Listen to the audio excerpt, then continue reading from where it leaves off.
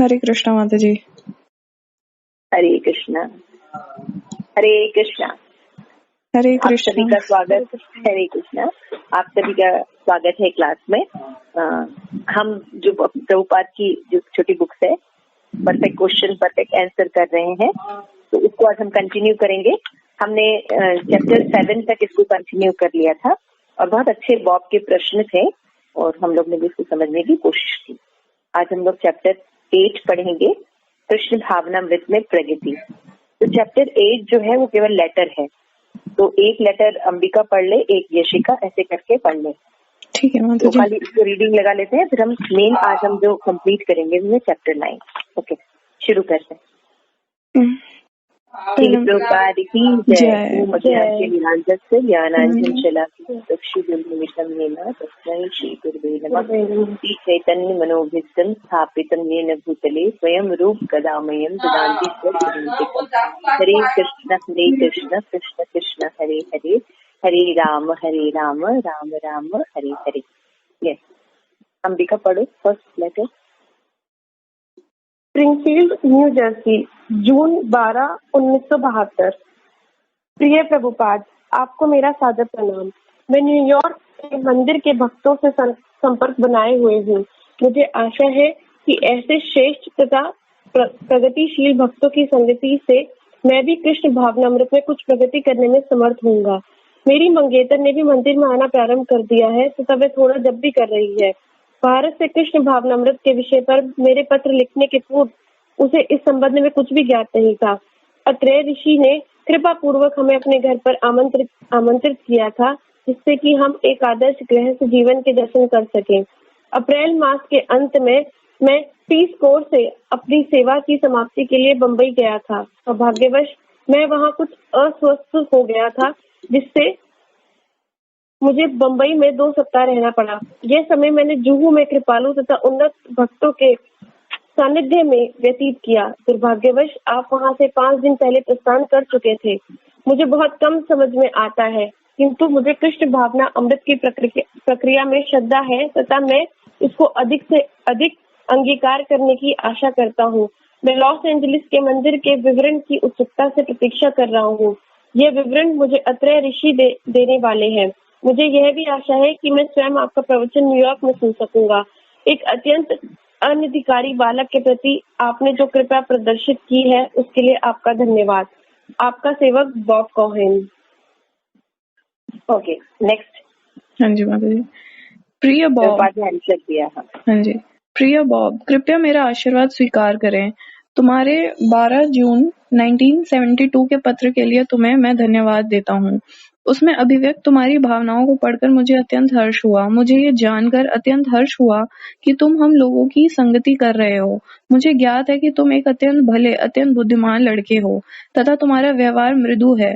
अतः मुझे पूर्ण विश्वास है कि कृष्ण अति शीघ्र तुम पर अपने आशीर्वाद की वर्षा करेंगे तथा तुम्हें कृष्ण भावनामृत में पूर्ण सुख का अनुभव होगा। माया अथवा भौतिक प्रकृति के प्रति अपने मोह को स्वेच्छा पूर्वक त्यागने से व्यक्ति कृष्ण भावनामृत में प्रगति करता है।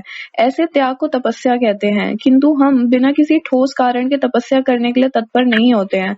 अतएव तुम्हारे समान एक अच्छे दार्शनिक तथा वैज्ञानिक बुद्धि वाले व्यक्ति को सर्वप्रथम दिव्य ज्ञान के महत्व को समझना चाहिए। यदि तुमको ज्ञान प्राप्त हो जाए, तब तपस्या स्वयमेव आ जाएगी तथा तुम तभी आध्यात्मिक जीवन में प्रगति करोगे। अतः जीवन की पूर्णता को प्राप्त करने की आशा रखने वाले व्यक्ति के लिए ज्ञान प्राप्त करना प्रथम कार्य है। अतएव तुम्हें मेरा परामर्श है कि हमारी पुस्तकों को जहाँ तक संभव हो प्रतिदिन पढ़ो तथा उसकी विषय वस्तु पर न्यूयॉर्क मंदिर के भक्तों के साथ बारंबार चर्चा करके उसे विभिन्न दृष्टिकोणों से समझने का प्रयास करो। इस प्रकार शनैः शनैः तुमको विश्वास हो जाएगा तथा अपने शुद्ध मन की अभिवृत्ति तथा भक्ति के द्वारा तुम प्रगति करोगे। हाँ, कृष्ण भावनामृत की प्रक्रिया तथा मुझ में कुछ श्रद्धा होना ही वास्तविक ज्ञान प्राप्त करने के लिए प्रथम व एकमात्र मांग है। यदि श्रद्धा हो तो समझ आ ही जाती है, और जैसे जैसे तुम्हारी समझ में वृद्धि होगी, वैसे वैसे माया शक्ति के जादू के प्रति तुम्हारी विरक्ति में भी वृद्धि होगी तथा जब तुम स्वेच्छा पूर्वक भौतिक जगत में अपने बंधनों को त्याग दोगे, तब प्रगति निश्चित है। मेरे विचार से हम मायापुर में हुए अपने संभाषण का टेप अभी अभी टाइप करा रहे हैं। तथा उसे हम एक पुस्तक के रूप में प्रकाशित करेंगे। इसे पूर्ण प्रश्न पूर्ण उत्तर, अंग्रेजी में परफेक्ट क्वेश्चंस परफेक्ट आंसर्स का नाम दिया जाएगा। जैसे ही वे वितरण के लिए तैयार हो जाएगी, मैं तुम्हें एक प्रति भेजूंगा। इसी मध्य रथ यात्रा महोत्सव के लिए लंदन जाते हुए मैं 2-3 दिन के लिए न्यूयॉर्क में रुकूंगा। मैं न्यूयॉर्क में कब पहुंचूंगा यह भी निश्चित नहीं है, किंतु जुलाई के प्रथम भाग में ही किसी समय आऊंगा। तुम मेरे पहुंचने की तारीख के संबंध में बलिमर्दन से नियमित संपर्क बनाए रखो और न्यूयॉर्क में तुमसे पुनः भेंट करके मुझे अत्यंत हर्ष होगा। यदि तुम कुछ और प्रश्न पूछना चाहते हो तो हम पुनः विचार विमर्श करेंगे। आशा है कि तुम स्वस्थ व प्रसन्न चित्त होगे। सदैव तुम्हारा शुभेच्छु, AC भक्तिवेदांत स्वामी। तो हम देख रहे हैं कि श्रील प्रभुपाद का कितनी सुंदर ये कन्वर्सेशन है। नेक्स्ट हम आज शुरू करेंगे चैप्टर 9। चैप्टर 9 का टॉपिक है भविष्य के विषय में निर्णय। तो यहाँ पे बॉब का कन्वर्सेशन जैसे ये पढ़ती हैं अंबिका माता जी, और श्री प्रभुपाद का आज श्री प्रभुपाद का अंबिका पढ़ेगी और बॉब का ठीक है माता जी, आप पढ़ लो। ठीक है, चेंज करते हैं, ठीक है। अंबिका प्रभुपाद का पढ़ो। इसमें माता जी बीच में बॉब की पत्नी का भी है, वो मैं बोलूंगी बार बार। ठीक है ठीक है बेटा। ये अंबिका आप प्रभुपाद का करेंगे, बॉब का शुरू करिए। मुझे आपका अत्यंत कृपापूर्ण पत्र लगभग 1 सप्ताह पूर्व प्राप्त हुआ। तुम एक अत्यंत बुद्धिमान लड़के हो। तुम इस दर्शन को समझने का प्रयास कर रहे हो। यह अत्यंत महत्वपूर्ण है। इंद्रिय तृप्ति के लिए लोग इतनी अधिक शक्ति का अपव्यय कर रहे हैं। उन्हें इस सत्य की जानकारी नहीं है कि अगले जन्म में क्या होने वाला है। एक अगला जीवन भी है, किंतु मूर्ख इस बात को नहीं जानते हैं। यह जीवन अगले जीवन के लिए तैयारी है, यह उन्हें ज्ञात नहीं है। इस सरल ज्ञान के संबंध में आधुनिक शिक्षा तथा इसके विश्वविद्यालय पूर्ण रूपेण अंधकार में है। हम प्रतिक्षण शरीर परिवर्तित करते रहते हैं। यह एक वैज्ञानिक तथ्य है। इस शरीर को छोड़ने के उपरांत हमें एक अन्य शरीर स्वीकार करना होगा। हम उस शरीर को किस प्रकार स्वीकार करेंगे, किस प्रकार का शरीर होगा, यह भी ज्ञात हो सकता है। उदाहरण के लिए, यदि कोई शिक्षा ग्रहण कर रहा है तब वह समझ सकता है कि जब वह अपनी परीक्षा में उत्तीर्ण हो जाएगा वह एक अभियंता अथवा चिकित्सक बनेगा। उसी भांति इस जीवन में आप स्वयं को अगले जीवन में कुछ बनने के लिए तैयार कर सकते हैं। बार बार बॉब की पत्नी, अगले जीवन में हम जो बनना चाहते हैं क्या हम उसका निर्णय कर सकते हैं? हाँ, आप निर्णय कर सकते हैं। हमने निर्णय कर लिया है कि अगले जीवन में हम कृष्ण के समीप जा रहे हैं। यह हमारा निर्णय है। अपने घर भगवान के धाम वापस जाना। मान लीजिए कि आप एक अभियंता अथवा एक चिकित्सक बनना चाहते हैं। इस निर्णय के उपरांत इसी लक्ष्य को सामने रखकर आप तैयारी करते हैं तथा अपनी शिक्षा ग्रहण करते हैं। उसी प्रकार आप ये निश्चित कर सकते हैं कि आपका अगला जीवन में क्या करना है, आपको अगले जीवन में क्या करना है। किंतु यदि आप निर्णय नहीं लेते हैं तब भौतिक प्रकृति इस बात का निर्णय करेगी। क्या ऐसा हो सकता है कि अपने विगत जीवन में मैं कृष्ण भावना भावित थी? क्या ऐसा संभव है कि मैंने विगत जीवन में मैं कृष्ण भक्त थी और अब पुनः वापस लौट आई हूँ? इसमें कोई अंतर नहीं पड़ता है, किंतु आप अभी कृष्ण भक्त बन सकती हैं। हमारे कृष्ण भावना अमृत आंदोलन का लाभ उठाइए। जब कोई पूर्ण रूपेण कृष्ण का भक्त होता है तब वह लौट कर नहीं आता है, किंतु यदि किंचित कमी रह जाए तब वापस आने की संभावना होती है। कुछ कमी रहने पर भी वह अपने एक भले परिवार में लौट कर आता है। शुचिना श्रीमता गेहे योग भ्रष्टो विज्ञानते। असफल योगी किसी धनवान अथवा धार्मिक परिवार में जन्म लेता है। मानवीय बुद्धि भविष्य के लिए निर्णय ले सकती है, पशु निर्णय नहीं कर सकता है। हमें विवेक शक्ति है। यदि मैं यह करूंगा तब मुझे लाभ होगा, यदि मैं वह करूंगा तब मुझे लाभ नहीं होगा। मानव जीवन में ऐसा करने की शक्ति है, अतः आपको इसका उचित उपयोग करना चाहिए। आपको ये ज्ञात होना चाहिए कि हमारे जीवन का लक्ष्य क्या है तथा उसी के अनुसार निर्णय लेना चाहिए। यह मानव सभ्यता है। क्या आपने कभी कृष्ण के दर्शन किए हैं? हाँ। आपने दर्शन किए? प्रतिदिन, प्रतिक्षण। किंतु भौतिक देह में नहीं। उनकी कोई भौतिक देह नहीं है। यहाँ मंदिर में कृष्ण के चित्र हैं। वह भौतिक शरीर नहीं है। आप उसे भौतिक रूप से देख रही हैं क्योंकि आपके नेत्र भौतिक हैं। अतएव आप आध्यात्मिक रूप के दर्शन नहीं कर सकती हैं। अतएव वे कृपा पूर्वक भौतिक शरीर में से प्रतीत होते हैं जिससे कि आप उनके दर्शन कर सके। उन्होंने कृपा पूर्वक स्वयं को आपके हेतु दर्शन योग्य बनाया है। इसका अर्थ यह नहीं है कि उनका कोई भौतिक शरीर है। मान लीजिए कि अमेरिका के राष्ट्रपति कृपा करके आपके घर पधारते हैं, परंतु इसका यह अर्थ नहीं है कि आपकी स्थिति उनकी स्थिति समान है। यह उनकी कृपा है। प्रेमवश वे आपके घर आ सकते हैं, किंतु इसका अर्थ यह नहीं है कि वे उसी स्तर पर हैं जिस पर आप हैं। उसी प्रकार हम अपने वर्तमान नयनों से कृष्ण के दर्शन नहीं कर सकते हैं। अतः कृष्ण हमारे समक्ष एक चित्र के रूप में है, पत्थर की मूर्ति के रूप में अथवा काष्ठ प्रतिमा के रूप में प्रकट होते हैं। कृष्ण इन चित्रों तथा काष्ठादि से भिन्न नहीं है, क्योंकि प्रत्येक वस्तु कृष्ण है। हमारी मृत्यु के पश्चात हमारे आत्मा का क्या होता है? आपको दूसरी देह प्राप्त होती है। तत्काल? हाँ, जैसे आप अपना घर परिवर्तन करते समय आप पहले अपना नया घर निश्चित कर लेते हैं, तत्पश्चात आप इस घर को त्याग कर वहां जाते हैं। तो क्या हमें ये ज्ञात होता है कि हमें किस प्रकार का शरीर प्राप्त होगा? हाँ, यदि आप योग्य हैं तब, अन्यथा प्रकृति इसका प्रबंध करेगी। जिन्हें ज्ञान है उन्हें ज्ञात होता है कि कैसा शरीर मिलने वाला है, किंतु जिन्हें ज्ञान नहीं है उनके लिए प्रकृति प्रबंध करेगी। यदि आपको ज्ञात नहीं है तो इसका अर्थ है कि आपने अपने जीवन को तैयार नहीं किया है। अतः मृत्यु के समय आपकी मानसिकता बिना किसी योजना के एक अन्य शरीर का निर्माण करेगी तथा प्रकृति उसकी आपूर्ति करेगी। यदि कृष्ण का सब पर नियंत्रण है, तब कृष्ण एक अभक्त पर किस प्रकार नियंत्रण करते हैं? माया के द्वारा। जैसे सरकार प्रत्येक वस्तु पर नियंत्रण करती है, राजा के विभाग राज्य पर नियंत्रण करते हैं। तथा कृष्ण एक भक्त पर किस प्रकार नियंत्रण करते हैं? जैसे आप अपनी प्रेमिका पर नियंत्रण करते हैं।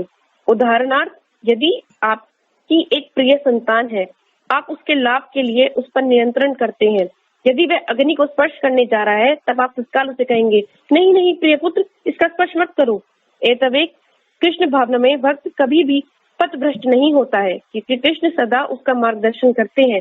जबकि वे लोग जो कृष्ण भावना में नहीं है, माया के नियंत्रण में है। आपने देखा होगा कि माया आवश्यक कार्य करती है। क्या हमारे जन्म के समय हमारी मृत्यु का समय पूर्व निश्चित कर दिया जाता है? जब मैं जन्म लेता हूँ, तब क्या मेरी एक निश्चित आयु निर्धारित होती है? हाँ।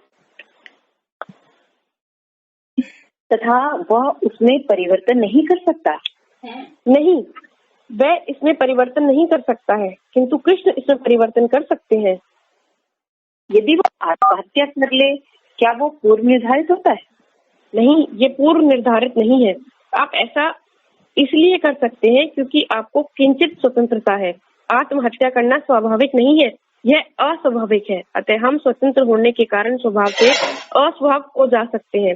एक बंदी स्वाभाविक रूप से कारागार के बाहर नहीं जा सकता है, किंतु किसी प्रकार वह दीवार फांदने का प्रबंध कर लेता है तथा भाग जाता है। तब उसका अर्थ यह है कि वह पुनः अपराधी बन जाता है। वह पुनः बंदी बना जाएगा तथा उसके बंदीकाल की अवधि में वृद्धि कर दी जाएगी अथवा उसे और अधिक दंड दिया जाएगा। अतः स्वाभाविक रूप से हम अपने भाग्य का अतिक्रमण नहीं कर सकते हैं। यदि हम ऐसा करें तब हमें कष्ट भोगना होगा, किंतु जब हम कृष्ण भावना भावित हो जाते हैं तब कृष्ण हमारा भाग्य परिवर्तित कर सकते हैं। हम ऐसा नहीं कर सकते हैं, किंतु कृष्ण ऐसा करेंगे। कृष्ण कहते हैं, अहम त्वं सर्व पापेभ्यो मोक्षयिष्यामि, मैं तुम्हारी रक्षा करूंगा। वह परिवर्तन मेरी रक्षा के लिए होगा। दो स्तर है, अभक्त तथा भक्त। अभक्त भौतिक प्रकृति के नियंत्रण में रहता है तथा भक्त सीधा कृष्ण के नियंत्रण में है। किसी बड़े कारखाने में अनेकों कर्मचारी होते हैं तथा उन पर विभिन्न विभागीय निरीक्षण नियंत्रण रखते हैं, किंतु यद्यपि घर के बाहर वह व्यक्ति परोक्ष रूप से नियंत्रण रख रहा है, तथापि वही व्यक्ति घर पर अपनी संतान पर प्रत्यक्ष नियंत्रण रख रहा है, किंतु वह सदा ही एक नियंता है। उसी भांति भगवान भी सदा ही नियंता है। जब कोई भक्त बन जाता है तब वह भगवान द्वारा नियंत्रित होता है। जब वह अभक्त होता है तब वह भगवान की कार्यकर्ता माया के द्वारा नियंत्रित होता है, किंतु उसका नियंत्रण होना ही है। उदाहरणार्थ, अमेरिका का प्रत्येक नागरिक सरकार द्वारा नियंत्रित है।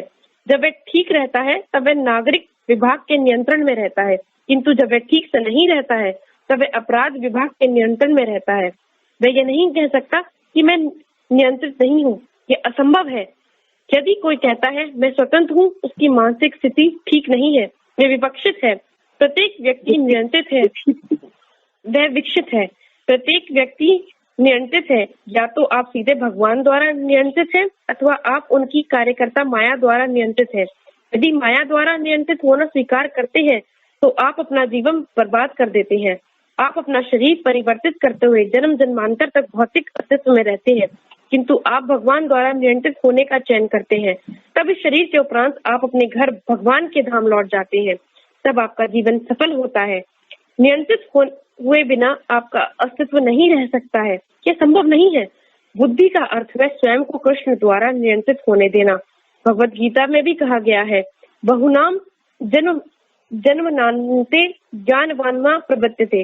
अनेकों जन्म लेने के बाद अथवा अनेकों जन्म तक मनोकल्पना करने के बाद व्यक्ति मेरी शरण ग्रहण करता है।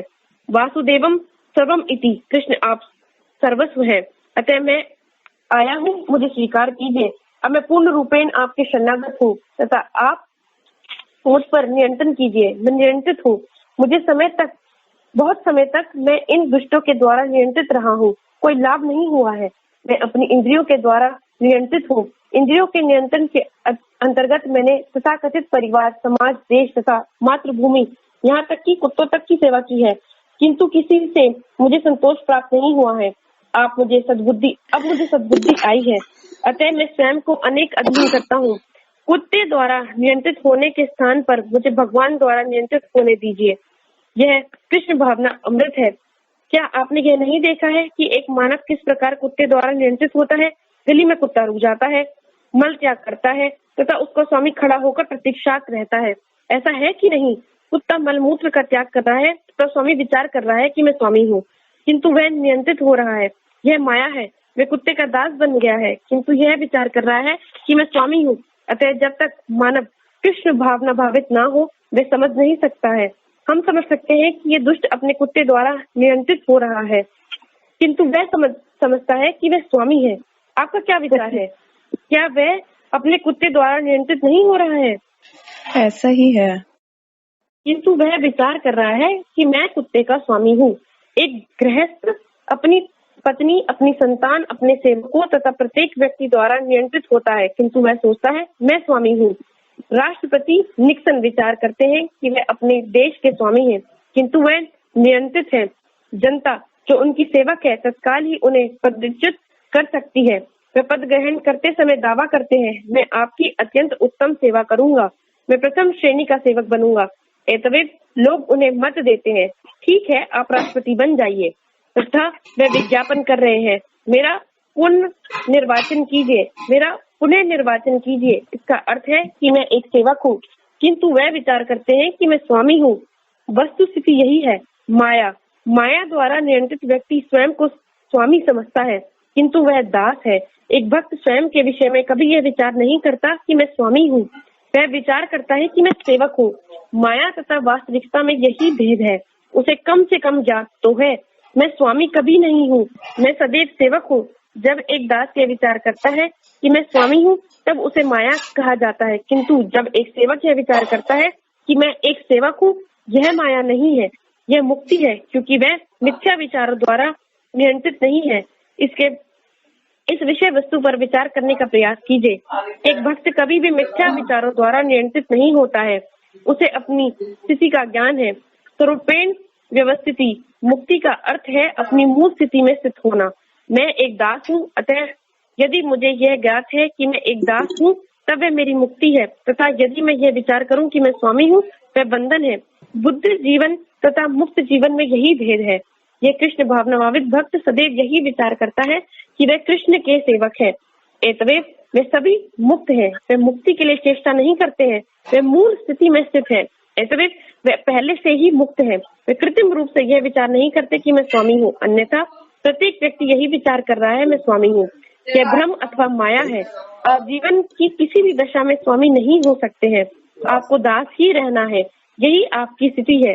जब व्यक्ति कृत्रिम रूप से यह सोचता है कि वह स्वामी है, वह बद्ध जीवन है, तथा जब व्यक्ति स्वेच्छापूर्ण परम स्वामी की शरण में चला जाता है, वह उसकी मुक्ति है। भक्त मुक्ति के लिए पृथक प्रयास नहीं करता है। जैसे ही वह कृष्ण अथवा कृष्ण के प्रतिनिधि की शरण में आ जाता है, वह मुक्त हो जाता है। प्रभुपाद, धर्म में संलग्न रहने वाले वह लोग जैसे ईसा तरंग वाले तथा अन्य लोग दावा करते हैं कि ईसा मसीह उनका मार्गदर्शन कर रहे हैं, क्या ऐसा हो सकता है? हाँ, किंतु वह मार्गदर्शन को स्वीकार नहीं कर रहे हैं। ठीक ईसाई लोगों के समान। ईसा मसीह उन्हें मार्गदर्शन करते हैं कि तुम वध नहीं करोगे, किंतु वह वध कर रहे हैं। ईसा मसीह का मार्गदर्शन कहाँ है? केवल यह कहना मात्र कि ईसा मसीह मेरा मार्गदर्शन कर रहे हैं पर्याप्त है क्या? किंतु मुझे उनके कथनों की परवाह नहीं है। क्या यह पथ प्रदर्शन है? कोई भी ईसा मसीह द्वारा प्रदर्शित पथ पर नहीं चल रहा है। उनका दावा झूठा है। किसी ऐसे व्यक्ति का मिलना अत्यंत कठिन है जो वास्तव में ईसा मसीह से निर्देशन ले रहा हो। ईसा मसीह का पथ प्रदर्शन उपलब्ध है, किंतु कोई उनकी परवाह नहीं कर रहा है। उन्होंने ईसा मसीह को अपने पापों को लेने वाला ठेकेदार बना रखा है। यही उनकी विचारधारा है। वे सब प्रकार के पाप करते हैं तथा ईसा मसीह उसके लिए उत्तरदायी होंगे। वह उनका धर्म है। ऐतवे वे कहते हैं, हमारा धर्म अत्यंत श्रेष्ठ है। हमारे सभी पाप कर्मों के लिए ईसा मसीह प्राणों की बलि देंगे। क्या यह श्रेष्ठ धर्म है? उन्हें ईसा मसीह के प्रति कोई सहानुभूति नहीं है। उन्होंने हमारे पापों के लिए प्राण दिए, फिर हम पुनः पाप क्यों कर रहे हैं? एक महान जीवन हमारे पापों के कारण बलिदान हो गया है। अतः हमें ईसा मसीह से मार्गदर्शन प्राप्त करना चाहिए। किंतु यदि आप इसे दूसरे रूप में ले, हम पाप करते रहेंगे तथा ईसा मसीह हमारे समस्त पापों का निष्फल करने का ठेका लेंगे। मैं केवल चर्च में जाकर अपने पापों को स्वीकार करूंगा तथा वापस लौटकर उन्हें सब मुक्ताएं करूंगा। क्या इससे एक श्रेष्ठ बुद्धि का प्रदर्शन होता है? नहीं। तो वास्तव में ईसा मसीह का पथ प्रदर्शन ग्रहण करता है, वह निश्चय ही मुक्ति को प्राप्त करेगा। किंतु ऐसे व्यक्ति को पाना अत्यंत कठिन है जो वास्तव में ईसा मसीह के द्वारा प्रदर्शित पथ का अनुसरण करते हो। ईसा तरंग वाले लोगों के विषय में आपका क्या विचार है? उन युवा लोगों के विषय में जो ईसा मसीह के आंदोलन में सम्मिलित हुए हैं, वे प्राय बाइबल का पाठ करते हैं तथा वे प्रयास करते हैं कि किंतु हिंसा बाइबल के निर्देशकों के विरुद्ध में है। यदि वे बाइबल का अनुसरण कर रहे हैं तब वे वध कैसे कर सकते हैं? मैंने एक से प्रश्न किया था। उसने दावा किया कि बाइबल में ईसा मसीह भी मांस भक्षण कर रहे थे। वह ठीक है, वह कुछ भी खा सकते हैं, वह शक्तिमान है, किंतु उन्होंने आदेश दिया है तुम हत्या नहीं करोगे, तुम्हें हत्या बंद करनी होगी। वह शक्तिमान है, वे समस्त जगत का भक्षण कर रहे हैं, किंतु आप अपनी तुलना ईसा मसीह से नहीं कर सकते हैं। आप उनकी नकल नहीं कर सकते हैं। आपको उनके आदेश का पालन करना होगा। तब आप ईसा मसीह से पथ प्रदर्शन स्वीकार करते हैं। ये वास्तव में आज्ञाकारिता है। भागवतम में इसे स्पष्ट किया गया है, जो ईश्वर है, जो शक्तिमान है, वह कुछ भी कर सकता है, किंतु हम नकल नहीं कर सकते हैं। हमें उनके आदेशों का पालन करना होगा। वह मुझसे जो कहेंगे मैं वही करूंगा। आप नकल नहीं कर सकते हैं। आप कहते हैं कि ईसा मसीह ने मांस भक्षण किया। यह मान भी ले तो भी आपको यह ज्ञात नहीं है कि उन्होंने किन परिस्थितियों में मांस भक्षण किया। वे स्वयं मांस भक्षण कर रहे हैं तथा दूसरों को हत्या ना करने का परामर्श दे रहे हैं। क्या आपके विचार में ईसा मसीह अपनी ही बात काट रहे थे? नहीं। वे ऐसा नहीं कर सकते हैं। यही उनमें सच्चा विश्वास है। वे ऐसा नहीं कर सकते हैं। फिर उन्होंने मांस भक्षण क्यों किया? उन्हें ज्ञात है, किंतु उन्होंने मुझे हत्या ना करने का आदेश दिया है। मुझे उसका पालन करना है। यही सच्ची प्रणाली है। आप ईसा मसीह नहीं है, अतः आप उनका अनुकरण नहीं कर सकते। उन्हें ईश्वर के लिए अपने जीवन का बलिदान किया है। क्या आप ऐसा कर सकते हैं? फिर आप ईसा मसीह का अनुकरण क्यों करें? आप मांस भक्षण करके ईसा मसीह का अनुकरण कर रहे हैं। आप ईसा मसीह का अनुकरण करके भगवत भावना का प्रसार करने के लिए जीवन के बलिदान क्यों नहीं करते? आपका क्या विचार है? हाँ, जब आप प्रचार करते हैं तब आप जो सोचे यह कह सकते हैं। वे तथाकथित ईसाई हैं, किंतु वे भगवान के लिए क्या कर रहे हैं? सूर्य पर विचार कीजिए। सूर्य मूत्र सोख रहा है। क्या आप मूत्र का पान कर सकते हैं? यदि आप सूर्य का अनुकरण करना चाहते हैं, अरे देखो, सूर्य मूत्र को सोख रहा है, मैं भी मूत्र पान करूंगा। क्या आप ऐसा कर सकते हैं? ईसा मसीह शक्तिशाली है, वे सब कुछ कर सकते हैं, किंतु हम अनुकरण नहीं कर सकते हैं। हम केवल उनकी आज्ञा का पालन कर सकते हैं। यही वास्तविक ईसाईयता है। हम एक शक्तिशाली व्यक्ति का अनुकरण नहीं कर सकते। यह दोषपूर्ण है। हमारे वैदिक साहित्य में एक विष का सागर था। लोगों को यह समझ में नहीं आता था कि उसका क्या करें। तत्पश्चात शिवजी ने कहा, ठीक है, मैं इसको पी लूंगा। एतवेव उन्होंने समस्त विष सागर का पान कर लिया तथा उसे अपने कंठ में रख लिया। क्या आप विषपान कर सकते हैं? सागर नहीं, केवल एक प्याला। फिर हम शिवजी का अनुकरण किस प्रकार कर सकते हैं? शिवजी ने हमें विष पान करने का परामर्श कभी नहीं दिया, अतः आपको परामर्श का पालन करना है, अनुकरण नहीं। ये LSD तथा चरस पीने वाले लोग कहते हैं कि शिवजी गांजा पीते थे, किंतु शिवजी ने संपूर्ण विष सागर का पान किया। क्या आप ऐसा कर सकते हैं? शिवजी का उपदेश लेना चाहिए। वे कहते हैं कि सर्वोत्कृष्ट उपासना विष्णु की उपासना है, विष्णु आराधनम परम। जब पार्वती जी ने उनसे प्रश्न किया कि उपासना की कौन सी विधि सर्वोत्तम है, तब उन्होंने कहा भगवान विष्णु यानी कि कृष्ण की उपासना सर्वोत्तम उपासना है। देवता अनेक हैं, किंतु उन्होंने विष्णु पूजा को सर्वोत्तम कहा तथा विष्णु की उपासना से भी उत्तम एक वैष्णव की उपासना है। तदीयानाम उनके सेवक अथवा वे जिनका उनसे संबंध है। उदाहरण के लिए हम इन तुलसी के पौधों की उपासना करते हैं, हम समस्त पौधों की उपासना नहीं करते हैं, किंतु क्योंकि तुलसी का कृष्ण विष्णु के साथ घनिष्ठ संबंध है, अतः हम उनकी उपासना करते हैं। इसी प्रकार यदि किसी वस्तु का कृष्ण से घनिष्ठ संबंध हो तो उसकी उपासना विष्णु की उपासना से अधिक उत्तम है। ऐसा क्यों है? क्योंकि इससे कृष्ण प्रसन्न होंगे। मान लीजिए आपके पास एक कुत्ता है तथा कुछ मित्र आते हैं और आपके कुत्ते को थपकते हैं। श्री प्रभुपाद थपकने का अभिनय कर रहे हैं, आप प्रश्न हो जाते हैं, अरे यह मेरा अच्छा मित्र है। आप देखते हैं कि उनकी विचारधारा कैसी है।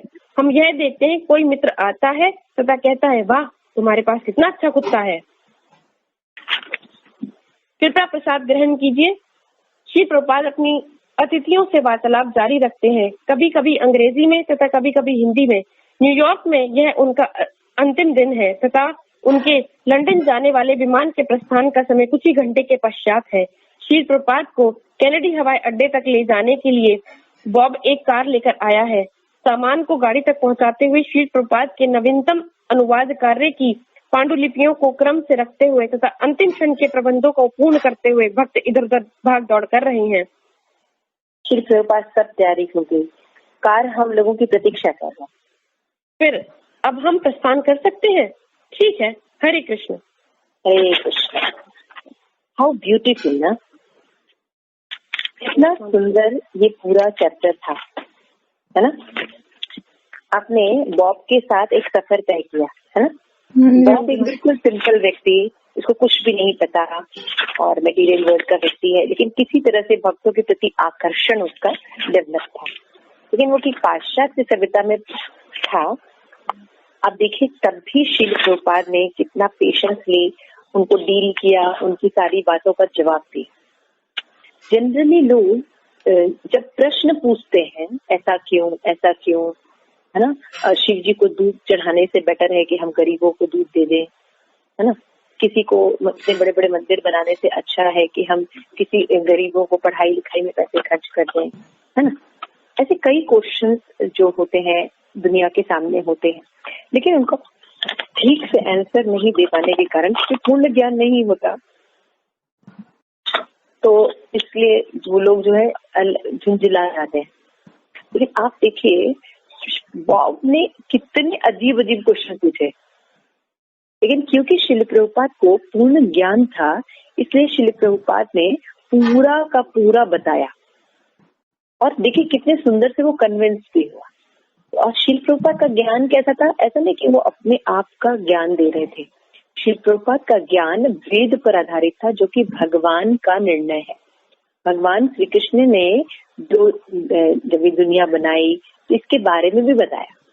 तो उस वेद के ज्ञान को एज इट इज बताने से जीव जो होता है उसकी जितने प्रश्न होते हैं, जितने भी उत्तर होते हैं, जितनी भी जिज्ञासाएं होती हैं, अतृप्तता होती है, जो भी समझ लो, वो बहुत अच्छे से सेटिस्फाइड होती है।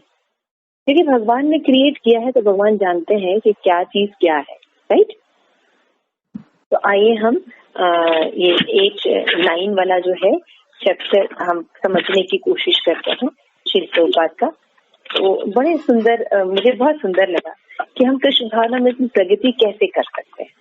तो जब हम देखते हैं कि श्रील प्रभुपाद न्यूयॉर्क गए तो बॉब और उनकी जो मंगेतर थी उन दोनों से श्रील प्रभुपाद मिले, तो उन्होंने फिर से कई बातचीत की श्रील प्रभुपाद के साथ। तो प्रभुपाद को बीच में लेटर आया तो लेटर का रिस्पॉन्स दिया था कि अपने में मुझे मिलिएगा। तो जो 9th चैप्टर है ये भविष्य की ओर ले जा रहा है कि कैसे मतलब जो आंसर्स हैं वो मिलने लगते हैं। तो प्रभुपाद के प्रति कितना प्रेम बढ़ गया था बॉब का कि लास्ट में वो भक्त बन गए थे, है ना। तो कहने का बात ये है कि भविष्य में निर्णय कैसे होता है, भविष्य का निर्णय कैसे होता है। भविष्य का मतलब यहाँ पे है कि क्या आज का जो बॉडी है, आज का जो शरीर है, आज जो एक्शन कर रहे हैं, जो कार्य कर रहे हैं, जो जीवन शैली जी रहे हैं, इसका प्रभाव क्या दूसरे जीवन पर पड़ता है, ये जानने की कोशिश है। क्या एक व्यक्ति अपने भविष्य का निर्माण कर सकता है, यह क्या होता है, तो वो इसी बारे में हम चर्चा करेंगे। तो भविष्य के विषय में निर्णय 9th चैप्टर का नाम है। उसमें श्रील प्रभुपाद और बॉब मिलते हैं अपनी मंगेतर के साथ और उनकी कुछ बातें होती है। तो श्रील प्रभुपाद बड़े अच्छे से समझाते हैं, you are a very good boy and मुझे बहुत खुशी होती है, तुम चाहो तो कृष्णा कॉन्शियसनेस अपना सकते हो। तो यहाँ हम देख रहे हैं कि श्रील प्रभुपाद किसी को कंपेल नहीं कर रहे हैं कि तुम आके ISKCON ज्वाइन कर लो, ये है ये नहीं। प्रभुपाद कह रहे हैं कि तुम एक बुद्धिमान लड़के हो और अगर तुमको लगता है तुम आगे कृष्णा कॉन्शियसनेस में आ सकते हो, तो स्वतंत्रता का ध्यान रखे हैं श्री प्रभुपाद, है ना। तो आप लोग सुन रहे हैं? जी ओके। तो इंद्रिय तृप्ति के लिए लोग इतनी अधिक शक्ति का अपव्यय करते हैं और ये जानकारी नहीं होती कि अगले जन्म में क्या होगा। बहुत इंपॉर्टेंट पॉइंट है, एक्सप्लेन कर रहे हैं कि हम लोग दिन भर सेंस ग्रेटिफिकेशन में सारा उन्नति कर रहे हैं, सारा प्रचार कर रहे हैं, सारे डेवलपमेंट कर रहे हैं और बहुत घमंड होता है कि हम लोग बहुत विकसित देश हैं।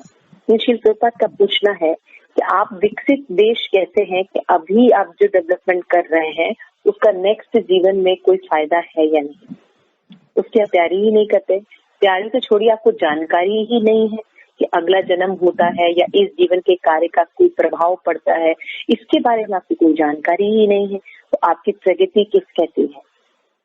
इसलिए श्रील प्रभुपाद कहते हैं कि प्रति क्षण, एवरी सेकेंड हमारा शरीर में के जो अणु है, जो एटम्स हैं, ये चेंज होते हैं, है ना।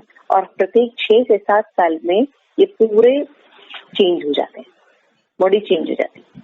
जैसे ये भी यशिका और अंबिका अपनी बचपन की फोटो देखें और अभी की फोटो देखें, सेम बॉडी है? नहीं माता जी। हाँ यशिका? नहीं माता जी। टोटली चेंज, टोटली डिफरेंट, है ना। हाँ जी। लेकिन क्योंकि हम ऐसे समाज में रहते हैं जहाँ इस चेंज को बहुत अच्छा माना जाता है, गुड मतलब अच्छे से दिया जाता है, ये ज्ञान हमारे पास रहता है, तो इस चेंज से हम क्या होते हैं, दुखी नहीं होते हैं, हैप्पी होते हैं, है ना।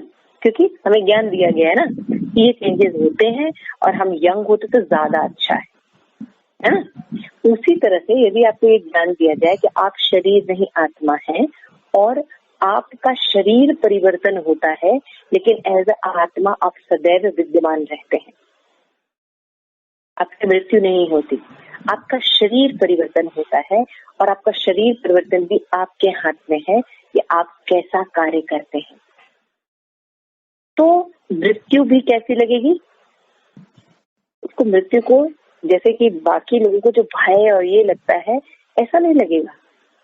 कि ज्ञान क्या है, ज्ञान ये है कि हम ये शरीर नहीं है, हम आत्मा है, लेकिन हम अज्ञानता बस इस मल मूत्र के शरीर को हम धो रहे हैं, जरूरत नहीं कि हमारे पास अपना सच्चिदानंद स्वरूप है, सच्चिदानंद शरीर है, सच्चिदानंद घर है, अनंत माँ बाप है, लेकिन हम उनको छोड़ के आ गए हैं इन दुखों के सागर में। ठीक है, तो बाबरा का प्रश्न था कि अगले जीवन में जो हम बनना चाहते हैं क्या इस जीवन में डिसाइड कर सकते हैं? तो बात कहते हैं बिल्कुल कर सकते हैं। तो बात कहते हैं मान लीजिए आपने कोई नए घर में शिफ्ट करना है तो पहले आप वो घर को खरीद लेते हैं तभी तो उसको शिफ्ट करते हैं। उसी इस जीवन का प्रभाव अगले जीवन में पड़ता है। हम पे कार्य कर रहे हैं, हम अगला शरीर निर्माण कर रहे हैं।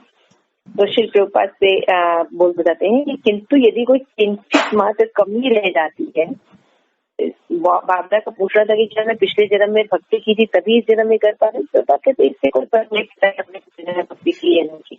आप अभी भक्ति कर रही हैं, मूवमेंट में आप हैं, तो आप जो है अगर आपने इस जन्म में भक्ति पूरी कर दी तो कोई वापस नहीं आता, जो मुझे चला जाता है। तो लेकिन अगर किसी का मान लीजिए भक्ति में सफर अधूरा रह जाता है, अच्छे से भक्ति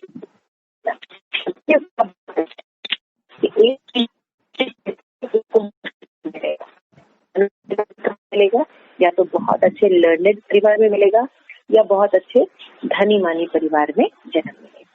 देखो, कोई भी भक्ति जो है हम दो कारणों से अधूरी रह जाती है।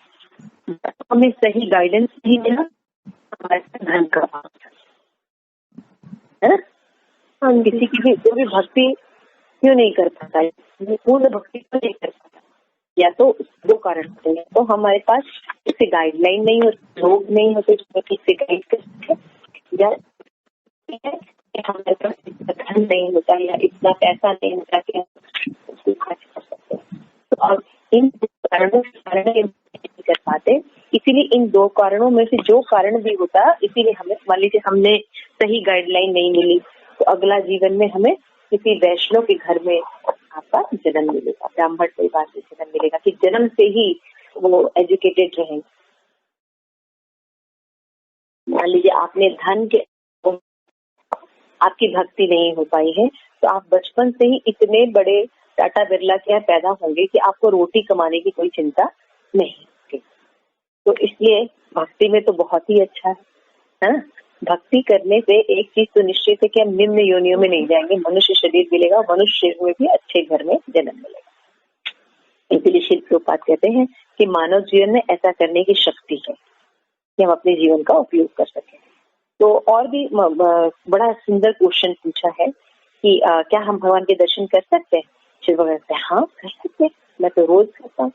कहते तो बाबा से क्या ये जो विग्रह रूप में मूर्ति रूप में भगवान है इनके दर्शन को क्या तो कहते हैं हाँ, क्योंकि हम भगवान बहुत पवित्र हैं, हम उनको नहीं देख सकते, तो भगवान एक्सेस हो जाते हैं हमारे लिए, है ना। यहाँ पे आ जाते हैं भगवान भौतिक रूप में, चित्र के रूप में, है ना, क्योंकि उनको हम देख सकते हैं विग्रह के रूप में।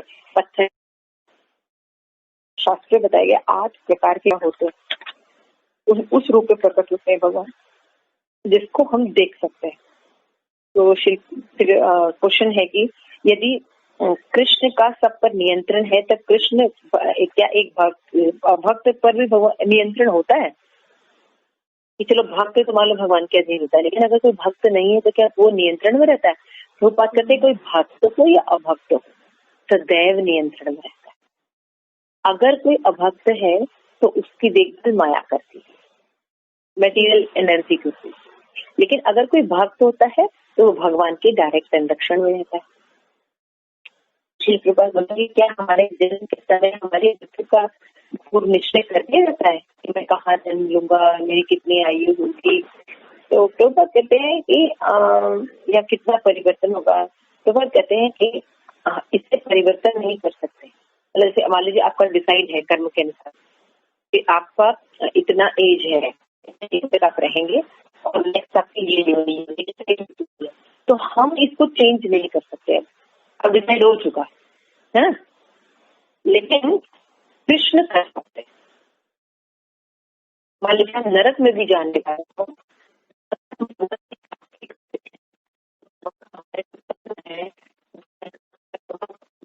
गलत योनियों में जाना था, बस भगवान उसका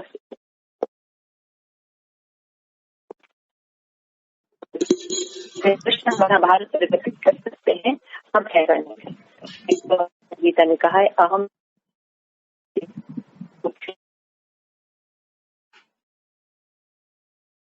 हरे कृष्णा। हरे कृष्णा। हरे कृष्णा। थोड़ी सी आवाज कट गई थी, मुझे लगा। अच्छा अभी ठीक है। हाँ जी। तो कृष्ण कह रहे हैं कि अहम सर्व पापेभ्यो मोक्षयिष्यामि मा शुचः, मैं हमेशा तुम्हारे हर पाप से रक्षा करूंगा। तो श्री प्रभुपाद समझाते कि 2 तरह के लोग होते हैं, एक भक्त होते हैं, एक अभक्त होते हैं। मैंने एक्सप्लेन कर ही दिया कि जो अभक्त होते हैं फिर वो माया यानी प्रकृति के नियंत्रण में रहते हैं, लेकिन जो अभक्त होते हैं वो किसके नियंत्रण में होते हैं? वो सीधे भगवान के कंट्रोल में होते हैं। श्रील प्रभुपाद ने एग्जाम्पल दिया है ना कि अगर मान लीजिए कोई व्यक्ति जो है कारखाने में कोई काम कर रहा है, तो कर्मचारी जो है उससे भी उस मालिक का संबंध होगा, और अपने घर में जो बच्चे उससे भी संबंध होगा। घर के बच्चे उसके अपने हैं और कर्मचारी जो है वो कर्मचारी है ना। तो उसी तरह से जो भगवान के भक्त होते हैं वो भगवान के पर्सनल एसोसिएशन में रहते हैं, लेकिन जो अभक्त होते हैं, जो भगवान की अथॉरिटी को नहीं मानते, तो भगवान के माया देवी के संरक्षण में रहते हैं। लेकिन प्रत्येक व्यक्ति नियंत्रण में रहता है। तो ये अगर कहता है कि वो नियंत्रण में नहीं, तो कहते वो पागल व्यक्ति है।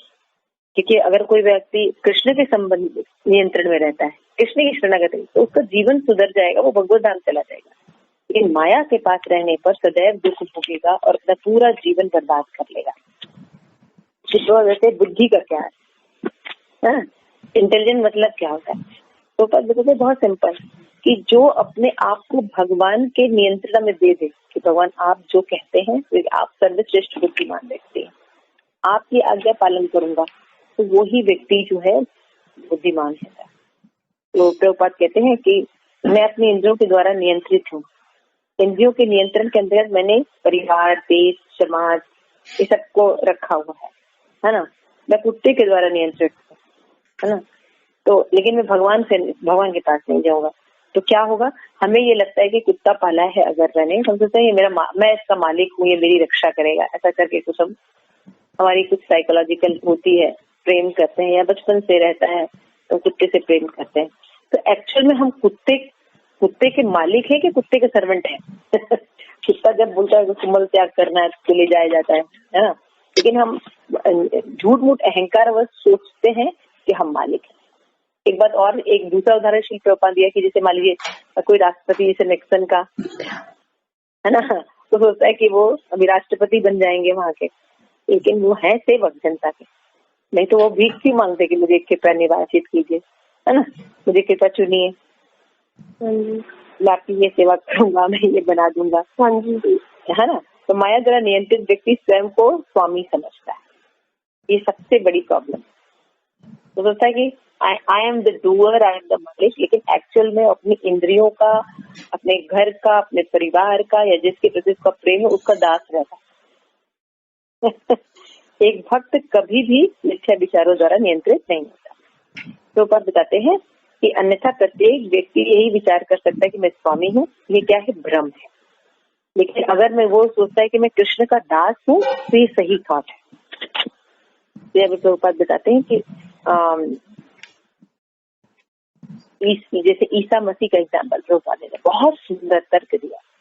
तो जैसे प्रभुपाद कहते हैं कि जैसे जो उन्होंने क्वेश्चन पूछा कि क्या जो ईशपंथी के लोग हैं ये जो भक्ति कर रहे हैं, तो क्या ये सही है? प्रभुपाद कह रहे हैं कि ईशपंथी के लोग तो हैं, अपने आप को ईसाई का पालक तो कह रहे हैं, अपने ईसाई धर्म का पालन कर रहे हैं, ऐसा कह तो रहे हैं, लेकिन वो ईसा मसीह की शिक्षाओं का पालन नहीं कर रहे हैं। तो ये कैसा ईशपंथी हुआ, है ना? जिसको हम मान रहे हैं, जो कह रहे हैं कि हम ये हैं, और उसी की शिक्षाओं का पालन नहीं कर रहे। ईसा मसीह ने कहा वध मत करो, लेकिन आप पशु वध कर रहे हैं, तो ये कैसे हो सकता है? और दूसरा, वो इतने मूर्ख हैं कि अगर उन्होंने ये सोच लिया है कि ईसा मसीह जो है उनके सभी पापों को लेने के ठेकेदार हैं, एक अच्छा जीवन देने के लिए, एक भगवत भक्त जीवन देने के लिए ईसा मसीह ने अपने आप प्राणों की आहुति दे दी, लेकिन फिर भी वो ये नहीं समझते कि उनके लिए थैंक्सफुल एटीट्यूड नहीं होता कि हम अपने आप को सुधार लें, बल्कि हर समय ये होता है कि हम जितने भी अपराध करेंगे उनके ऊपर थूकते जाएंगे, क्योंकि वो अपराध ले लेंगे हमारे। तो कहते ये सर्वश्रेष्ठ बुद्धि नहीं है, ये मूर्खता है, ये मूर्खता है ना। इसलिए प्रभुपाद बताते हैं कि बाइबल में साफ साफ है बंद नहीं करना चाहिए हत्या, लेकिन हम क्या कहते हैं, नहीं हम तो हत्या नहीं बंद करेंगे। फिर बाप पूछता है लेकिन प्रभुपाद आप कह रहे हैं मांस नहीं खाना, लेकिन सुना है बाइबल में भी लिखा है कि ईसा मसीह स्वयं मांस खाते थे। प्रभुपाद समझाने की कोशिश कर रहे हैं कि ईसा मसीह कुछ भी कर सकते हैं, क्योंकि वे सर्वशक्तिशाली व्यक्ति हैं, तो भगवान के प्रतिनिधि हैं, लेकिन हम असाधारण आदमी हैं, तो हमें उनकी आज्ञा का पालन करना चाहिए, न कि उनका अनुकरण करना चाहिए। दिस इज द थ्योरी, ये तत्व ज्ञान है। हमें भगवान का अनुकरण नहीं करना चाहिए, क्योंकि हम वो काम नहीं कर सकते जो भगवान कर सकते हैं। हमको उनकी आज्ञा का पालन करना चाहिए, क्योंकि भगवान सर्वशक्तिमान है, वो पूरे जगत को खा सकते हैं, तो इसलिए हमें उनका अनुकरण नहीं करना चाहिए। तो वहाँ पे श्री प्रभुपाद कहते हैं कि प्रभुपाद ईसा मसीह ने जहाँ पे मांस खाया भी था, किस परिस्थिति में खाया था, वो भी जानना चाहिए। इसलिए परम बुद्धिमान होना आवश्यक है। हम खाली कोई तथ्यों को ले लेते हैं और क्रिटिसाइज करते हैं। प्रभुपाद बताते हैं कि आप ईसा मसीह नहीं है, इसलिए आप उनका अनुकरण मत करिए।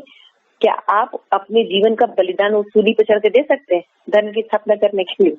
जब हम किसी का एग्जाम्पल लेते हैं और कहते हैं कि हम उन्होंने भी तो ऐसा किया, बड़े लोगों का कोई एग्जाम्पल ले लेते हैं और कहते हैं उन्होंने भी तो ऐसा किया, तो हम उनके उन एग्जाम्पल्स को क्यों नहीं देखते जो वो कर रहे हैं? जैसे शिव जी का एग्जाम्पल श्री प्रभुपाद ने दिया कि शिव जी ने जब विष पी लिया तो उसकी नकल नहीं करते हैं, लेकिन गांजा और भांग पीते उसकी नकल करते हैं। आप समझ आ रहा है? तो ये तो मूर्खता है ना। अगर आप किसी व्यक्ति को मान लीजिए कह भी रहे हैं कि हाँ उस व्यक्ति का भी ये, उसकी बाकी चीजें भी करिए ना, है ना। तो कृष्ण ने गोपियों के साथ डांस किया, वो तो बहुत सही बात है, लेकिन कृष्ण ने गोवर्धन भी उठाया था। उठा सकते हैं आप? तो कहने का मतलब ये है कि हमको अंधा अनुकरण नहीं करना चाहिए। हमें एक ये सिद्धांत समझना चाहिए कि जीव कौन है और भगवान कौन है। जीव और भगवान कभी सामान्य स्तर पर नहीं हो सकते। उसी तरह भगवान और भगवान की चीजें तदीय नाम बोलते हैं, वो भी कभी सामान्य नहीं थी, क्योंकि वो भगवान ही है, भगवान का प्रतिनिधि है, गुरु है ना। वो ईसा मसीह प्रतिनिधि है भगवान के, वो कुछ भी कर सकते हैं क्योंकि वो शक्तिशाली व्यक्ति, वो भगवान के प्रतिनिधि है। लेकिन आप एक साधारण इंसान है, आपको जितना कहा जा रहा है आप उसका पालन कीजिए, लेकिन हम उनका पालन भी नहीं करते और फिर हम सोचते हैं कि हम ईसाईपंथी हैं। तो श्री प्रभुपाद कहते हैं ये गलत है, ये मूर्खतापूर्ण है। क्या ये बुद्धिमानी है? बुद्धिमानी नहीं। श्री प्रभुपाद कहते हैं जैसे कि तदीय नाम, जैसे भगवान की उपासना की जाती है वैसे उनके तदीय नाम, उनके संबंधित सभी चीजें भी वैसी ही होती, जैसे भगवान का धाम, तुलसी, है ना, भगवान का नाम, भगवान की कुछ भी भगवान से संबंधित जो चीज होती है। देखो भगवान से संबंधित भागवतम होती है, क्या उसको नॉर्मल बुक की तरह ट्रीट किया जाता है? नहीं। भगवान का धाम, भगवान का नाम, कितना देखो भगवान के समान ही ट्रीट किया जा सकता है। श्री प्रभुपाद कहते हैं कि बहुत से पेड़ पौधे हैं, लेकिन तुलसी को हम इम्पोर्टेंस क्यों देते हैं? क्योंकि कृष्ण प्रेयसी है ना, कृष्ण के प्रेयसी होने के कारण इनको एग्जाम्पल देता है। इस तरह से श्री प्रभुपाद ये समझाने की कोशिश कर रहे हैं कि जीव में और भगवान में अंतर है। जीव में भगवान और भगवान के तदीय चीज समान होते हैं, वो बहुत कुछ कर सकते हैं, वो शक्तिशाली है, हमें उनकी आज्ञा का पालन करना चाहिए, मूर्खतावश नहीं रहना चाहिए। तो हमें क्या करना चाहिए कि हम ध्यान रखना चाहिए कि हम ही अपने भविष्य के निर्माण करता है। तो इस जीवन को केवल इंद्रिय तृप्ति या सेंस ग्रेटिफिकेशन में नहीं लगाना चाहिए कि किसने देखा है, खाओ पियो मौज करो। ये थ्योरी गलत है। ये थ्योरी कभी भी मनुष्य को ये सोचने नहीं देती जिसके लिए उसको जन्म मिला। कभी नहीं सोचती कि मैं कौन हूँ, मैं यहाँ क्यों आया हूँ, मुझे इतना कष्ट क्यों मिल रहा है, क्या इस कष्ट को कभी दूर किया जा सकता है? ये सब मनुष्य जीवन के थॉट्स हैं, ये आने चाहिए, है ना। तो जब हमको ये सब अथतो जिज्ञासा होगी तो वो करना चाहिए। तो इसलिए हमें देखना चाहिए कि भविष्य का निर्माण जो है ये हमारे हाथ में है। जीव जो है सदैव नियंत्रण में रहे। 3 थ्योरी श्री प्रभुपाद ने बताई इसमें कि हम अपने इस जीवन का और अगले जीवन का निर्माण कार्य खुद करते हैं। एक बार निर्माण या एक बार डिसाइड हो जाने के बाद हम उसको चेंज नहीं कर सकते। दूसरी चीज श्री प्रभुपाद ने बताई कि जीव सदैव नियंत्रण में रहता है, चाहे वो भक्ति रहे या अभक्त रहे, लेकिन माया के नियंत्रण में सदैव दुखी रहता है और भगवान के नियंत्रण में सदैव सुखी रहता है।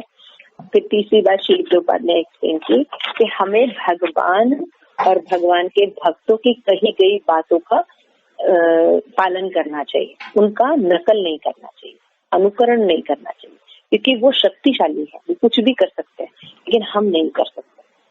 तो इस तरह से ये जो 3 बातें हैं वो श्री प्रभुपाद ने इसमें एक्सप्लेन की। तो अभी मैं किसी का कोई प्रश्न है? मतलब 3 चीज, एक तो ये कि हमें भगवान की आज्ञा का पालन करना चाहिए।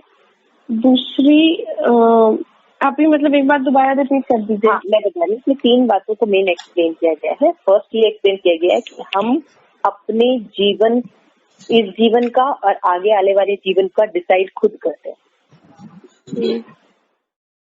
है ना। हमारे हाथ में है ये कि हम जो अभी जीवन जी रहे हैं वो कैसा है और आगे का जीवन क्या होगा, इसका डिसीजन, भविष्य निर्माण हमारे ही हाथ में होता है, हमारे ही कर्मा में, कर्मा के कर्म होता है।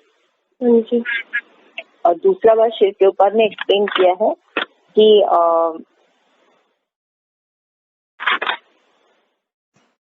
ये जीव भक्त और सदैव अभक्त, नियंत्रण में रहता है। हाँ, जीव सदैव नियंत्रण में रहता है। जैसे अगर कोई कहता है मैं स्वतंत्र हूँ, मान लीजिए कोई कह रहे तुम तो भक्ति करते हो, तुमको तो इतना नियम पालन करना पड़ता है, मैं देखो बिल्कुल फ्री हूँ, बेवकूफ आदमी है, वो एक्चुअली माया के नियंत्रण में और ज्यादा दुखी है ना। तो जीव चाहे भक्त हो या अभक्त हो सदैव नियंत्रण में रहता है, तो भगवान के नियंत्रण में सुखी होता है, आगे का फ्यूचर भी उसका सुखी होता है। लेकिन माया के नियंत्रण में अभी भी वो प्रताड़ना खा रहा है और आगे का जीवन तो बहुत ही ज्यादा दुखी के लिए होगा। ठीक है। और तीसरी बात श्री प्रभुपाद ने बताई कि हमें भगवान की आज्ञा का पालन करना चाहिए, न कि अनुकरण।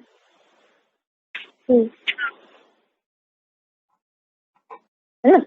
भगवान के समान चीजें तदीय, इनका अनुकरण नहीं करना चाहिए, उनकी आज्ञा का पालन करना चाहिए, क्योंकि वो शक्तिशाली है। भगवान सर्वशक्तिशाली, वो कुछ भी कर सकते हैं। या फिर 2 एग्जाम्पल दिया गया, शिव जी का एग्जाम्पल दिया गया और एग्जाम्पल दिया गया कि भगवान कुछ भी, जैसे ईसा मसीह का एग्जाम्पल दिया गया। तो जो आपको पापों से निकाल रहा है, बचा रहा है, अपना जीवन दे दे रहा है, लेकिन फिर भी हमने उसको ठेका दे रखा है, हम नहीं सुधरेंगे, हम पाप करते रहेंगे और दादा की माफी मांगते रहेंगे और ईसा मसीह को देते जाएंगे। ये मूर्खता है। ठीक है। तो हम, मेरे ख्याल से समझ में आया है आप लोगों को। हाँ जी जी माता जी। ठीक है, यशिका क्या अच्छा लगा आपको? माता जी मुझे ये शिव जी वाला एग्जाम्पल ही सबसे ज्यादा अच्छा लगा, और इस पे मैं कई बार अपने कॉलेज में बहस वगैरह होती है तो मैं ये बात समझा के, क्योंकि वो भी ऐसे ही नशा वगैरह करते हैं और वो यही कहते हैं कि महाशिवरात्रि का प्रसाद है ये, मतलब ऐसे फालतू का बोलते हैं, तो मैं उन्हें यही हमेशा आर्गुमेंट देती थी। लेकिन माता जी जिसको करना है वो तो करता ही है कुछ ना कुछ बोल के। तो इसके पहले वाले में बोला था ना, मूर्खों को उपदेश देना बेकार होता है, क्योंकि वो उसको बहुत गलत वे में लेते हैं, इसलिए मूर्खों को ज्यादा उपदेश नहीं देना चाहिए। लेकिन हमें पता होना चाहिए कि क्या है। अगर कोई हमें चैलेंज करता है तो जवाब देना चाहिए, उसका जवाब उनके पास होता नहीं। हाँ। जैसे बॉब ने क्वेश्चन पूछा कि ईसा मसीह ने भी तो मांस खाया था, प्रभुपाद ने कितने अच्छे से एक्सप्लेन, प्रभुपाद इस क्रिटिसाइज में नहीं पड़े कि नहीं ईसा मसीह तो कोई मांस नहीं खा सकते, ऐसा नहीं बोला उन्होंने। हाँ, आपने देखा, प्रभुपाद ये क्रिटिसाइज करने नहीं लग गए कि हाँ मतलब ईसा मसीह नहीं, ठीक है, कोई परिस्थिति, भगवान बहुत से अचिंत्य कार्य करते हैं, मुझे सोचने में बड़ा अजीब सा लगता है ना, लेकिन भगवान कर सकते हैं, भगवान सर्वशक्तिशाली है। इस परिस्थिति में कर रहे हैं, क्या कर रहे हैं, तो जब ज्ञान होगा तब ना देखेंगे हम। लेकिन मूर्ख लोग तो नॉर्मल भी नहीं रह सकते, तो उनको एकदम सीधे समझाए कि भगवान सर्वशक्तिशाली है, वो कुछ भी कर सकते हैं, लेकिन हम सेवक हैं, हमें उन्होंने जो आज्ञा दी कि आपको ये काम करना था, नहीं करना चाहिए, न कि उनका अनुकरण करना चाहिए। हाँ जी। और कुछ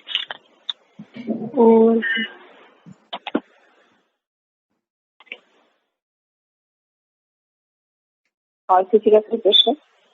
अंबिका तुम्हें क्या अच्छा लगा इसमें बेटा? माता जी इस वाले चैप्टर में मेरे को यही अच्छा लगा, क्योंकि बेसिकली लोग ना इसी बातों पे वो करते हैं, क्योंकि कि नहीं इस वाले धर्म में तो वो लोग भी करते हैं, उन्होंने ऐसे करा था, और या फिर क्रिश्चियंस में भी ये बात आ जाती है कि नहीं we are allowed to have this. तो और हमारे में भी बहुत सारे कॉन्फ्लिक्ट रहते हैं माता जी, हम दूसरे रिलीजन को क्या ही बोले कि नहीं ऐसा तो काली माँ को भी चढ़ता है, वहाँ पे बलि चढ़ती है तो उनको प्रसाद होता है वो तो इन चीजों को लेकर के बहुत अच्छा एग्जाम्पल था ये कि वो भगवान है, वो कर सकते हैं, पर हमें जो गाइडेंस मिली है वे आर नॉट अलाउड, क्योंकि हम उस लेवल के हैं ही नहीं।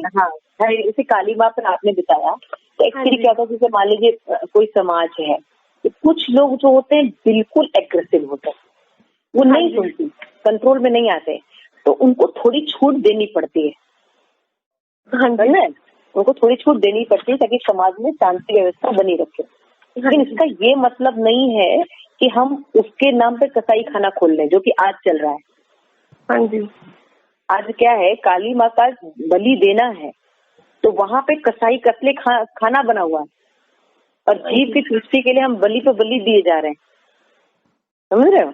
पहले कोई मन्नत होती थी, बच्चा बहुत मरने के कगार पर है तो ऐसा मन्नत मंगाई जाती थी, या जिनकी जीवा जो है मीट ईटिंग के बिना रह ही नहीं सकते, कुछ बहुत भक्षक टाइप के लोग होते हैं, तो उनके लिए कुछ ऐसा विधान छोड़ दिया गया कि चलो वो समाज में ऐसा कुछ खाते रहे, शांति बना के रखें, लेकिन उसका नियम बना दिया कि भगवान को ऑफर करके ही खाओ, है ना।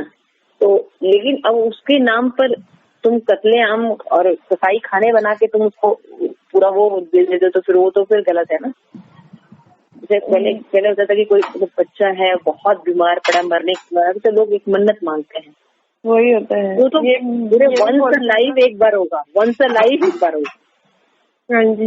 एक पूरे वंस लाइफ एक बकरा मारा गया, लेकिन आप उसको इस चीज का मतलब मिस वो बना के कत्ल खाना आप शुरू कर दें और इसको मतलब हर छोटी छोटी डिमांड को पूरा करने के लिए आप फिर वहाँ पे शुरू हो जाए और उसको एक दूसरा ही रूट दे दे, इंद्रिय तृप्ति का रूट दे दें, तो ये तो मतलब ये तो दुकानों में मिलता है। हाँ, यहाँ पे काली का चढ़ाया हुआ प्रसाद मिलता है, दुकानें बनी काली के चढ़ाया प्रसाद, कतले खाने खुले हुए, तो काली चढ़ रही है नहीं चढ़ रही है, तो कोई भी माँ किसी जीव की हत्या कैसे बर्दाश्त कर सकती।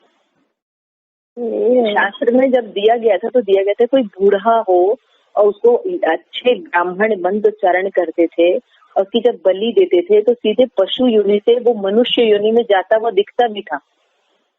बूढ़े पशु की बलबली दी जाती थी। आज ऐसा हो रहा है क्या? न तो वैसे ब्राह्मण है, न तो वैसे ब्राह्मण है, न तो कुछ है कि मंत्रोच्चारण करना जानते हो, मंत्र की सिद्धि से। और ये तो अच्छी उस जिसने बलि दी उसका शरीर तब ना पवित्र हुआ, तब तो प्रसाद हुआ ना, जब उसने अच्छी गति प्राप्त की। मान लीजिए किसी भी पशु की जो बलि दी जा रही है उसका जो शरीर है वो पवित्र कब होगा? जब वो अच्छी डेस्टिनेशन प्राप्त करे। अब किसी को आप पकड़ के मार रहे हैं, अब आप सोचिए कि मृत्यु के समय कितनी भयानक स्थिति होती है, कितना भय होता है, कितना घुट घुट के व्यक्ति मरता है और उसके सारे शरीर में वही वाइब्रेशन है। उसको खाने के बाद आप कैसे तंदुरुस्त कैसे रहेंगे?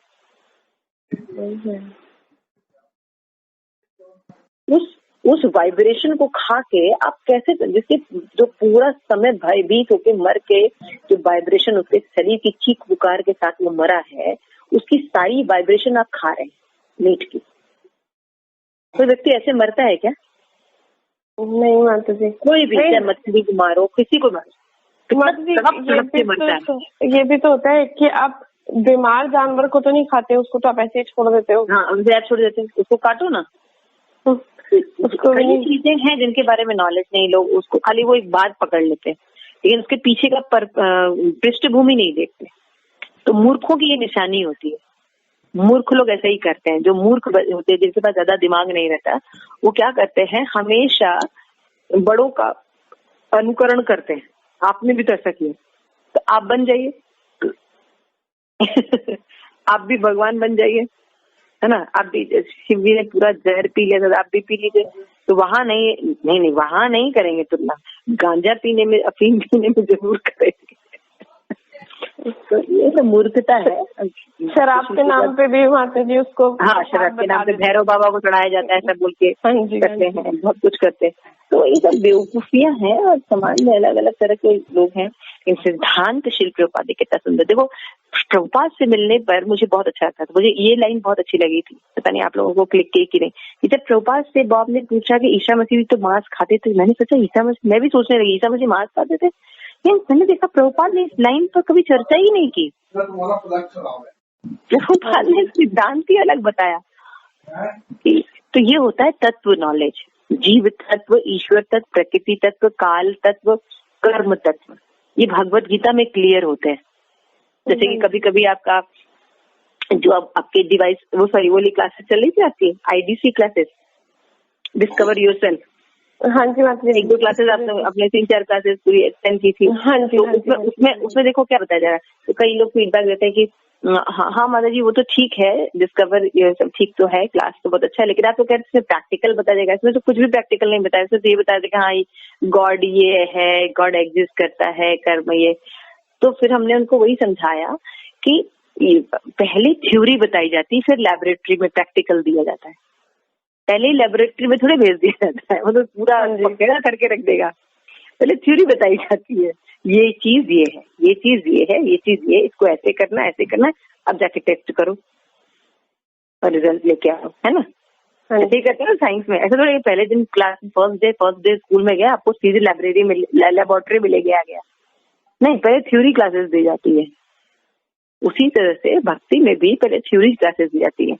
भगवत गीता के जो सब्जेक्ट मैटर हैं, ईश्वर, जीव, प्रकृति, काल और कर्म, इसको तत्वतः जानना पड़ता है। ये नहीं कि हमारी थ्योरी थी, हम ऐसा सोचते हैं, भगवान ने बनाया, उसका तत्वतः समझना होता है।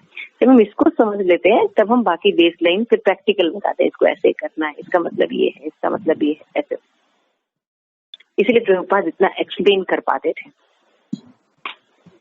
ठीक है जी माता जी। Thank you both of you. I am really very thankful कि आप लोगों के कारण ये बुक कंप्लीट हुई, आप लोग लगे रहे।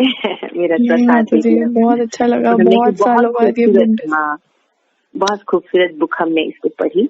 देखो, जब आप अपने से पढ़ते हो, किसी वैष्णव के साथ पढ़ते हो, दोनों में अंतर होता है ना। तो बहुत अच्छा था, बहुत अच्छा लगा। इंग्लिश में भी है, आप इंग्लिश में भी इसको पढ़ सकते हो और समझने के लिए। और इस बुक को कई बार पढ़ना चाहिए, कई बार पढ़ने के बाद ही हमें इसको समझ में आता है। तो निष्कर्ष भी है, कंक्लूडिंग वर्ड है, इसको फटाफट पढ़ लीजिए, खत्म हो जाएगा। ये टाइम हो गया है इसका माता जी, चल रही है रिकॉर्डिंग। ठीक है, फटाफट इसका कंक्लूडिंग वर्ड पढ़ लीजिए यशिका। 11 जुलाई, ये 21 जुलाई लिखा है ना, 21 जुलाई 1976 को कृष्ण कृपा मूर्ति श्रील प्रभुपाद ने मुझे तथा मेरी पत्नी को अपने शिष्यों के रूप में स्वीकार किया तथा ब्रह्म तीर्थ दास तथा भक्ति देवी दासी के नामों से हमें दीक्षा दी। उस दिन पर पुनः विचार करते हुए मैं देख सकता हूँ कि हरे कृष्ण आंदोलन में अपने गुरु भाइयों तथा कृष्ण कृपा मूर्ति से भेंट होना मेरा कितना महान सौभाग्य था। जब मुझे दीक्षा के समय मेरी माला प्रदान की गई, तब मैंने वचन दिया कि मैं विधि विधानों का पालन करूंगा तथा प्रतिदिन भगवान के नामों का जप करूंगा।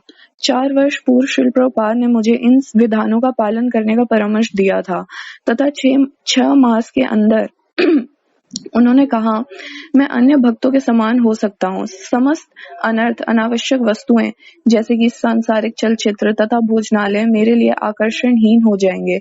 समस्त मानव जीवन शुद्धिकरण के लिए है, उन्होंने कहा। यद्यपि मुझे वास्तव में यह ज्ञात नहीं था कि शुद्धिकरण का अर्थ क्या है, तथापि शुद्ध होने में मेरी रुचि थी। चेतना की एक उच्चतर स्तर को प्राप्त करने की आशा लेकर मैं पीस कोर के साथ भारत गया था। मैं यह विश्वास न कर पाता था कि इंद्रियों को तुष्ट करना ही सर्वस्व है, किंतु फिर भी मैं स्वयं इंद्रियों द्वारा बद्ध था। कालांतर में मुझे समझ में आया कि योग का अर्थ इंद्रियों के प्रभुत्व से मुक्ति प्राप्त करना। अमेरिका लौटने पर मैंने भूगर्भशास्त्र में स्थान भूगर्भ शास्त्र में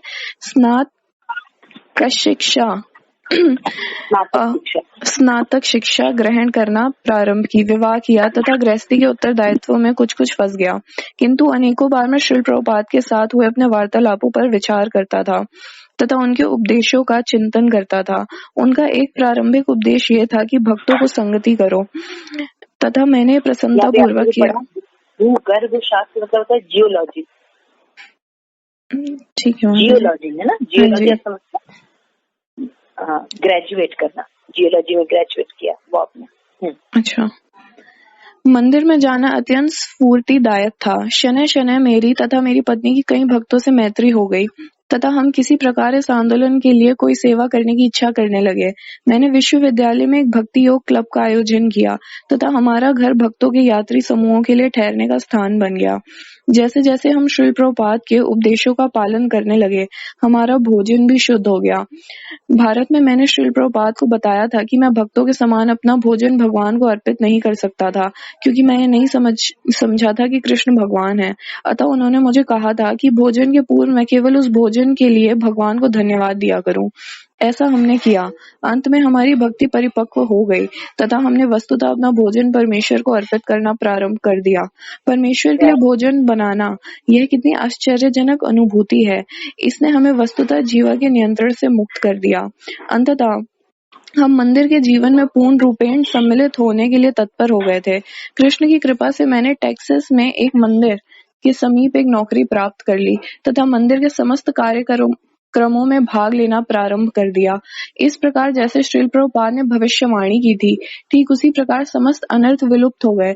यह ऐसा ही था जैसे हमारे कंधों से कोई बड़ा बोझ उठ गया हो। हम सब इंद्रियों के दास नहीं थे, अपितु भगवान तथा उनके भक्तों के दास थे। श्रील प्रभुपाद के उपदेशों का मूल्य अब स्पष्ट हो गया था। गधे की भांति श्रम करना तथा कुत्ते की भांति भोग करना मानव का लक्ष्य नहीं है। शुद्धिकरण का तात्पर्य है चेतना के एक उच्च स्तर की प्राप्ति। यद्यपि मैं दीक्षित हो चुका हूँ, तथापि मैं अभी भी अपने गुरु भाइयों के आध्यात्मिक बोध तथा प्रगति की लालसा की सराहना करता हूँ। वस्तुतः दीक्षा आरंभिक कदम है। ब्रह्मतीर्थ दास अधिकारी। आप देख सकते हैं किसी का जीवन श्री प्रभुपाद कैसे बदलते हैं। ये आप लोगों को भी अनुभव होता होगा।